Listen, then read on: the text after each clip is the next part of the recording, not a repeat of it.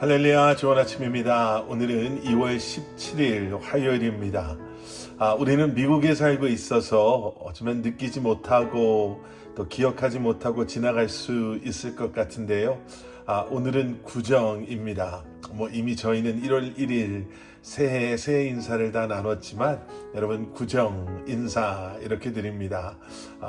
올 한 해 여러분 또 더 건강하시고 또 하나님의 은혜와 보호하심 가운데 또 하나님께서 허락하신 그 길을 믿음으로 나아가시는 여러분들 되실 수 있기를 기도하겠습니다. 그리고 오늘도 그 첫 걸음이 말씀 묵상이 된 것처럼 올 한 해도 여러분 말씀 묵상과 함께 주님의 허락하신 그 길을 주님과 동행하며 나아가실 수 있기를 축복합니다. 오늘 우리에게 주시는 하나님의 말씀은 마태복음 14장 13절부터 21절까지의 말씀입니다. 마태복음 14장 13절부터 21절까지 말씀 우리 함께 나누도록 하겠습니다. 오늘 본문 말씀이 이렇게 시작이 되죠. 13절 이 소식을 들은 예수께서는 이렇게 시작이 됩니다. 자, 그러면 이 소식이 무슨 소식인지 오늘 본문 말씀을 이해하기에 이 소식이 뭔지를 아는 것이 중요하겠죠. 마태복음 14장의 말씀을 쭉 묵상하다 보면 오늘 본문 13절에 나오는 이 소식을 우리가 어제 묵상했던 말씀에 비추어 봐서 아마 세례 요한의 죽음에 대한 소식이 아닐까라고 생각할 수 있습니다. 그런데 14절의 말씀을 다시 한번 자세히 보시면 세례 요한의 죽음은 이미 일어난 일이었죠. 그 예전의 일을 헤롯 왕이 다시 한번 기억해 보고 있는 것입니다.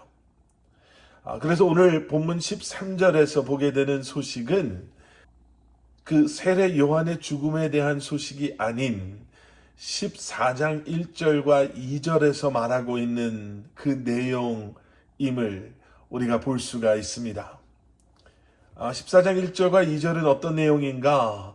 예수님의 권능에 대한 소식을요, 헤롯 왕이 듣게 됩니다. 그리고 헤롯은 예수님을 다시 태어난 자기가 예전에 죽였던 세례 요한이라고 생각했다라는 소식, 바로 그 소식을 예수님께서 들으신 거예요. 이미 지나간 일이지만 다시 이렇게 그 일을 기억하게 되신 예수님의 세례 요한을 기억하며 품은 마음은 어떤 마음이었을까? 세례 요한의 죽음을 다시 생각해 보시면서요, 예수님도 많은 생각이 있으셨을 것 같습니다. 그래서 다시 오늘 본문으로 돌아와서 보시면 그 소식을 들은 예수님께서는 조용히 외딴 곳으로 혼자 배를 타고 가셨습니다. 혼자 있고 싶으셨던 것 같아요. 그런데 그런 예수님의 마음을 모른 채 많은 사람들이 예수님이 지금 어디로 가셨다라는 소식을 듣고 예수님을 또 찾아왔습니다. 그리고 예수님께서는 14절에서 보시는 것처럼 그런 수많은 사람들을 불쌍히 여기시고 그들의 아픈 곳을 고쳐주셨습니다. 그 무리를 불쌍히 보셨다라는 거예요. 그리고 다시 그들을 치료해 주시고 위로해 주셨습니다. 자, 그렇게 우리가 너무나도 잘 아는 오병이어의 스토리가 시작이 됩니다. 너무나 잘 아시죠? 그렇게 수많은 사람들이 예수님을 쫓아왔고 예수님은 그들에게 말씀으로 그들을 위로해 주시고 하나님의 나라를 선포하시고 병든 자를 치유해 주시면서 이제 날이 저물어 가기 시작한 거예요. 그리고 사람들이 배고플 때가 된 거죠. 이제 먹을 때가 되었는데 그곳에는 음식이 없었습니다. 그래서 제자들이 나름대로 이런 계획 저런 계획을 서로 나누면서 예수님을 찾아옵니다. 그리고 예수님, 지금 우리가 할 수 있는 가장 좋은 방법, 지금 이 굶주리고 있는 사람들을 도울 수 있는 방법은 그들로 하여금 마을로 가게 해서 그들이 먹을 것을 먹을 수 있도록, 이 배고픔의 문제를 해결할 수 있도록 하는 것이 좋을 것 같습니다. 그들로 하여금 마을로 내려갈 수 있게 그들을 보내십시오. 이렇게 이야기하죠. 말씀드린 것처럼 제자들이 그 상황에서 생각할 수 있는 최선의 방법을 생각해낸 거예요.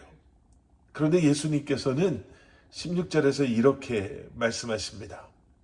그들이 멀리 갈 필요 없다. 너희가 그들에게 먹을 것을 주라.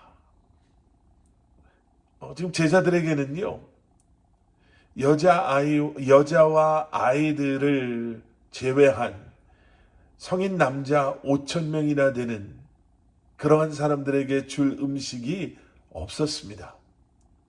누가 보아도 지금 예수님께서 말씀하고 계시는 이 예수님의 방법은 실현 불가능한 그러한 방법이었습니다. 이런 예수님의 말씀보다는 제자들의 그 방법이 실천 가능해 보였죠. 그래서 제자들이 다시 한번 예수님께 말합니다. 17절, 우리가 가진 것이라고는 여기 빵 5개와 물고기 2마리 뿐입니다. 예, 요한복음의 이 동일한 사건의 기록을 보시면요, 이것은 사람들 사이에서 겨우 찾을 수 있었던 한 꼬마 아이가 가지고 있었던 그 아이의 점심, 바로 그 점심 도시락이었습니다. 그런데 예수님께서는 이것을 가지고 기적을 행하시죠. 음식을 손에 드시고 하늘을 우러러 기도를 드리신 후에 떡과 물고기를 떼어 나누어 주기 시작하셨습니다. 그런데요, 놀랍게도 떡과 물고기는 예수님의 손에서 멈출 줄 모르고 떼어졌고, 제자들은 신이 나서 떡과 물고기를 사람들에게 나누어 주기 시작했습니다.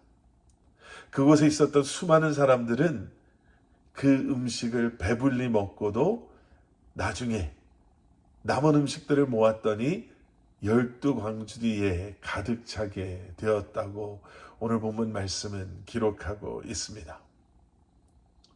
예수님께서는 이 기적을 통해서요, 영적으로 허기져 있었던 수많은 무리들에게 오직 예수님만이 그런 그들의 영적인 굶주림을 채워주실 수 있는 분이심을 보게 하셨습니다.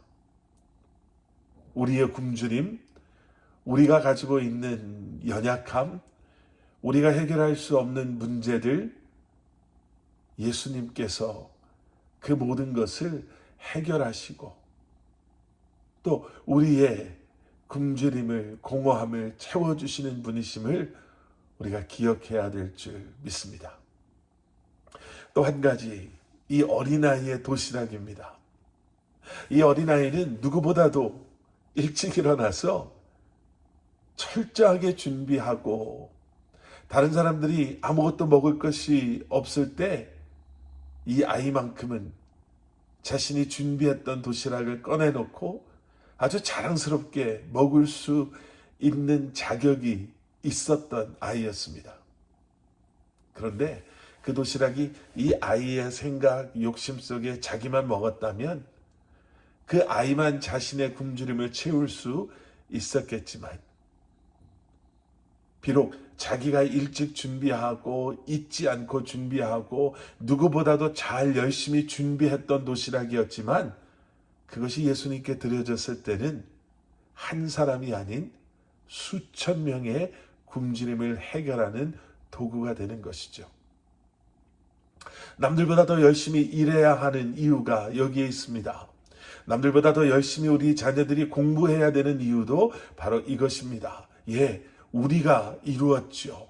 우리가 다른 사람들이 자고 있을 때 자지 아니하고 남들이 놀 때 공부하고 일함으로 누가 뭐래도 내가 충분히 누릴 수 있는 자격이 있는 사람이라 할지라도, 여러분, 그러한 우리의 도시락이 주님께 드려질 때 주님께서는 그러한 우리의 헌신과 섬김과 또 우리의 드림을 통해서 우리를 통해서 수많은 사람들을 먹이시고 입히시고 구원하시게 되는 줄 믿습니다.